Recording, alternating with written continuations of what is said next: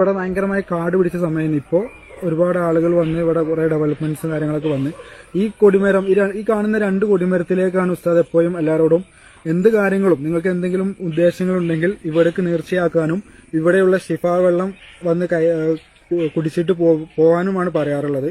അങ്ങനെ പറയുമ്പോൾ ഒരുപാട് ആളുകൾക്ക് അനുഭവമുണ്ട്. കാരണം ഒരുപാട് അസുഖങ്ങളും എന്താണോ നിങ്ങൾ നേർച്ചയാക്കുന്നത്, നിങ്ങളുടെ മനസ്സിൽ എന്ത് ഉദ്ദേശമാണുള്ളത് ആ ഉദ്ദേശം വെച്ചിട്ട് ഈ കൊടിമരത്തിലേക്ക് നേർച്ചയാക്കിയിട്ട് നിങ്ങൾ ഇവിടുന്ന് ഷിഫാ വെള്ളം എടുത്ത് പോകാനാണ് ഉസ്താദ് എല്ലാവരോടും ഉപദേശിക്കുന്നത്. ഉസ്താദിന്റെ അടുത്തേക്ക് എന്തെങ്കിലും പ്രശ്നം വന്നിട്ട് പറയുന്ന ആൾക്കാരോട് ഇങ്ങനെ പറയില്ലേ. ഇതാണ് മൊയ്തീൻ ഷെയ്ഖിന്റെ ഈ കാണുന്ന കൊടിമരാണല്ലേ മൊയ്തീൻ ഷെയ്ഖിന്റെ കൊടിമരം. അത് റിഫായി ഷെയ്ഖിന്റെ കൊടിമരം. അതാണ് റിഫായി ഷെയ്ഖിന്റെ കൊടിമരം അല്ലേ. കൊടിമരം ഇതാണ്. ഈ 2 വശത്തും വന്നിട്ട് ആളുകളോട് പ്രാർത്ഥിക്കാനായിരുന്നു ഉസ്താദ് പറഞ്ഞിരുന്നത്. അടുത്ത കാലത്ത് ഉണ്ടാക്കിയാണ് ഉസ്താദ് മരിക്കുന്നതിന്റെ വളരെ അടുത്ത കാലത്ത് ഷിഫാ വെള്ളമാണ്. ഇവിടെ വന്നു കഴിഞ്ഞാൽ ഉസ്താദ് ഇതിന്ന് വെള്ളം എടുത്തിട്ട് കുടിക്കാൻ പറയാറുണ്ട് എപ്പോഴും. അതായത് ഇവിടെ വരുന്നവരൊക്കെ ഷിഫ എന്തെങ്കിലും അസുഖം എന്തെങ്കിലും മാറാനും എന്ത് അസുഖത്തിന് ഉസ്താദ് ഇവിടുന്ന് അവിടെ ദുആ ചെയ്ത് ഇവിടെ വന്ന് വെള്ളം കുടിച്ചിട്ട് മടങ്ങാൻ പറയില്ലേ. പറയാറാണ്. ഓക്കെ.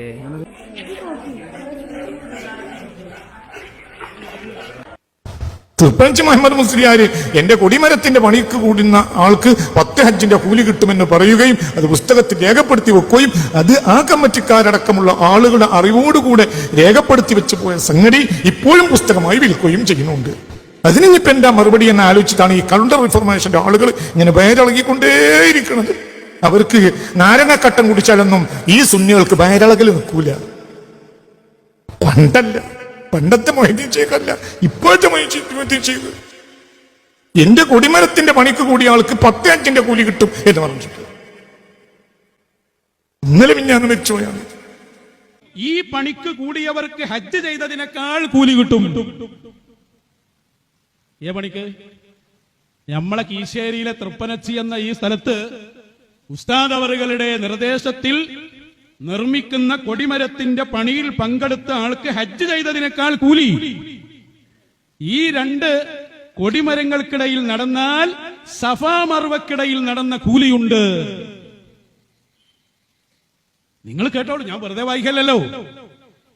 ഉസ്താദ് പറഞ്ഞു കൂലി നിങ്ങൾക്ക് കിട്ടിക്കോട്ടെ എന്ന് കരുതിയിട്ടാണ്. ഇതൊക്കെ ജിന്നുകളെ കൊണ്ട് ചെയ്യിക്കാൻ എനിക്കറിയാഞ്ഞിട്ടല്ല.